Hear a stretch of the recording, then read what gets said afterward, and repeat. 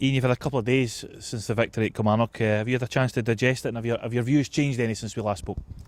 No. Looking back at it was very pleasing.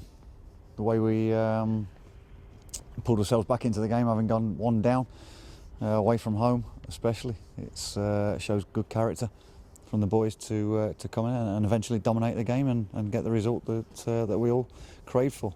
What are you hoping you can take from that game against Kilmarnock into tomorrow night's game with St Mirren? We have to make sure we start better.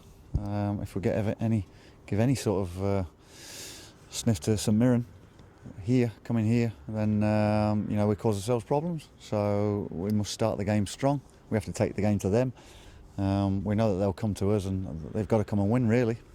So we know exactly what to expect from them, and we have to deal with that and make sure that we impose our game on theirs.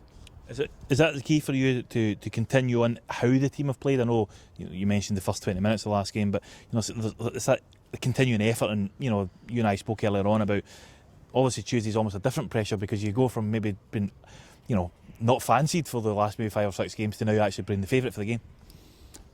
I generally manage and coach in the same way that it is a lot about the way we go and attack things, the way we go. I do mention obviously and talk about the opposition. We give pointers to players, not try and overload them too much with information that it bamboozles them. And for me, it's concentrating on what are our strengths, what have got us in positions to win games of football, how are we going to create chances, and can we take them when they present themselves. So for me, it's very simple. You work harder than the opposition. You move the ball quickly and get ourselves in a position to put it into a danger area, and if you take those chances, then great. People have remarked online in other areas that the team look fitter, the team look more sharper, they look more as if they're giving more effort. But do you think a lot of that comes down to confidence when players are feeling more confident?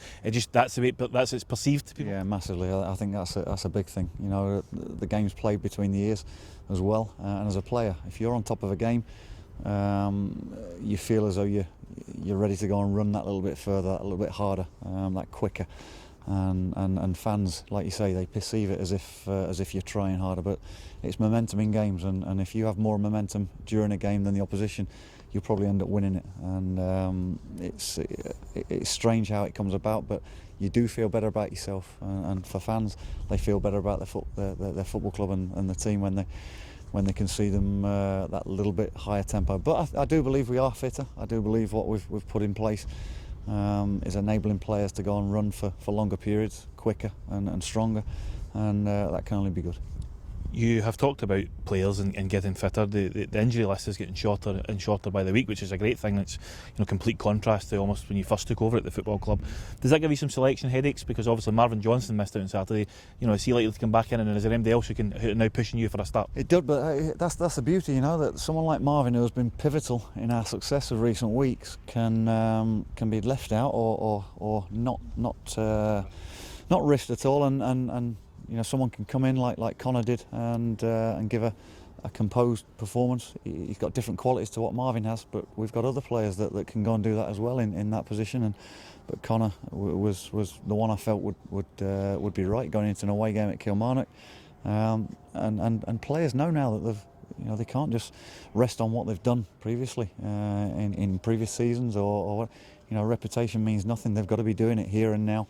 And those that are showing the form in training, those that are playing well in games, they'll have the shirts. And Marvin hopefully will come back into contention in the next few days. But the players that have gone and played and gone and done well at Kilmarnock have put themselves in a good position to keep hold of the shirts, maybe.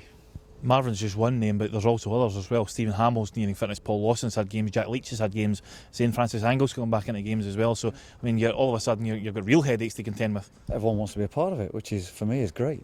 It's when I first came and the team almost picked itself at times. You're desperate for that selection headache, and now it comes. You've got the players there. It's great.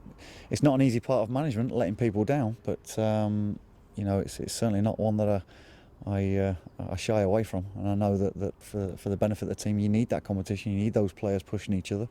The young lads are still performing well in the under-20s, along with those players that are that are finding themselves playing with those young lads to keep game time to the maximum for them, and that's how you want to run your football club. A lot of people have pitched this as win or bust for St Mirren. Is that something you go along with, or do you think there's still plenty of football to go? If we do manage to win the 3 points and we go 10 points ahead of them, it makes it even more difficult for them to come back from that, and they may be looking at that themselves, that it could be a hammer blow. We could put a nail in the coffin, but it certainly won't close the door shut until it's mathematically possible. And Is Ross County the warning for that? You know, ever they write them off and then they've won 6 out of 7? Oh, dead right. I think I said at the weekend. I said we lose 6 or 7 on the trot, and it put us with a mountain to climb, and that can happen to anybody at any stage. And you know, there's no reason why St Mirren can't go and put games together and climb up the table. So you know, we've got to make sure that we are 10 points ahead of them come tomorrow evening, come the close of play, and hopefully drag ourselves that little bit closer to the Ross Counties and the Partick Thistles. Is that what this week's all about? Maybe as much as putting it behind you as well, to trying to bring maybe some of the teams who are a wee bit further in front of us, maybe give them something to think about come the split. It was interesting talking to Gary Locke after the game, that he's still got one eye on what's below him, and he knows that he could still get sucked in. I don't think they will, but you know, he's mindful of that fact. And as a manager, you look at all scenarios. For me, I had a points total in my mind what the team can achieve after this week, and we're right on track, which is something we have to take into tomorrow night's game, making sure that we do the basics correctly. The way we approach the game is massive. As I've said before, I want to start the game a lot better than what we have done, and if we do, we'll follow it on with a decent performance, I'm sure. Good luck tomorrow.